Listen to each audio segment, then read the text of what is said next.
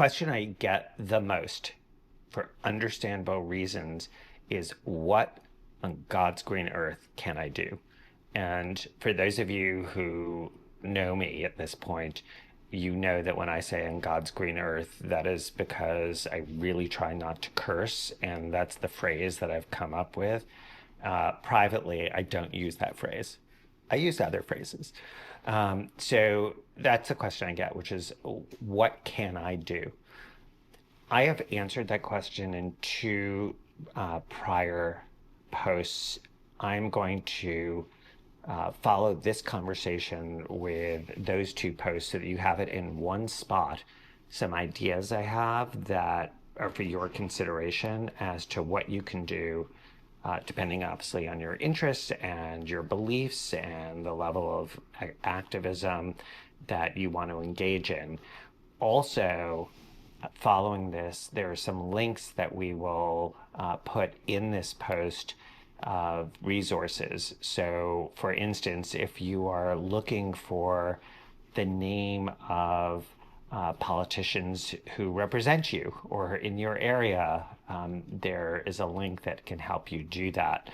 So I hope you find that really useful, and this is more information for you with some ideas about what to do. I can just tell you one thing that I do. I'm a huge fan of Just Security, which is a legal forum that is affiliated with the NYU, but there are many people who participate in all sorts of academic institutions, and it is just a wonderful, wonderful resource. They're really smart articles. I don't agree with everything that everyone writes, but I'm always really, I really learn a lot from reading it, and it makes me smarter. And it sharpens my thinking about issues. There also is a really terrific tracker because there's so many lawsuits now post January 20th with respect to things that various legal entities and people think are improper. And there's a tracker that keeps track of what's going on, but it's grouped by subject matter so that it's not just alphabetical and you have to sort of figure out, what do I need to look at?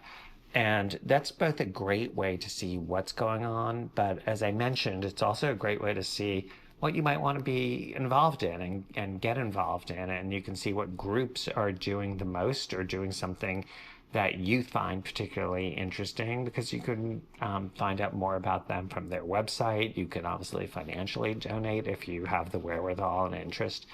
So there are all sorts of ways to be involved. And I hope that this is at least one useful resource for you. What can everyday citizens do to make a difference? Love that question. And that's the question I get the most. So there's a lot. So I do think it's really important to remember the state and local level. Get involved in, political and charitable organizations, local community organizations. At the national level, it is really important to remember, if you are politically active, to work on House seats, not just Senate seats, so that we're not in a situation where one party, whether it's Democrats or Republicans, controls all sort of levers of government, which appears to be what we have now, but for the judiciary. The other is make sure you call your congressmen and women, your senators, the people in the House of Representatives. Call them, email them, send them letters. They're very attuned to what gets attention and what doesn't get attention. And so, if you're exasperated or angry or upset about particular issues, you should let people know and be heard. People really focus on that issue. Finally, for those of you who can afford it, you should give to various candidates who you support. You can give to advocacy groups. that are conducting work that you think is important. And also see if they go to their website, see if they need volunteers to help. I have lots and lots of people who, over the last few days, who are lawyers who have asked me, how can I get involved? And I send them to various groups. So if you're in that category, you should feel free to let me know, and I can help steer you to ways that you can try and make sure your voice is heard. After all, remember, this is a democracy. Your voice is really important. And you may think that people aren't listening right now, but they do. They want to see, are we asleep at the wheel or are we engaged? And it's really important, if you care about this country as I do, to be engaged. And I think I'm going to start with what I think is my favorite question. No offense to the other hundreds of people who submitted questions, but here's the question. What can the everyday old lady do to save our democracy?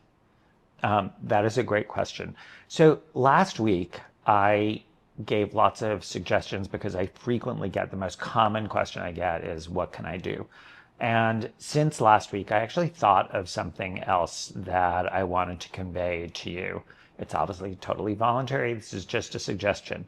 But one of the things you can do is there are innumerable lawsuits that have been filed since January 20th. Challenging what the president and various people in his administration have done. And those lawsuits are pending. I keep on making a plug for, if you want to track those, a legal forum that's called Just Security. And I'm putting in the chat in our Substack the link to that litigation tracker. So you can see all of the different litigations that are pending. Also, Mary McCord and I talk about them in our podcast, Main Justice. So that's another way to stay on top of what's going on. But to return to the question of what can somebody do, if any of those lawsuits you think are really meritorious and you want to support what's going on there, if you go to the very last page and you see who's signing, who are the plaintiffs' counsel, a lot of them are brought by advocacy groups, such as Mary works with a group called ICAP, that is connected to Georgetown Law School. I'm not making a specific request with respect to ICAP, but ICAP is an example. The American Civil Liberties Union would be another example. But one of the things you can do is look at those lawsuits, look at the last page to who's bringing them.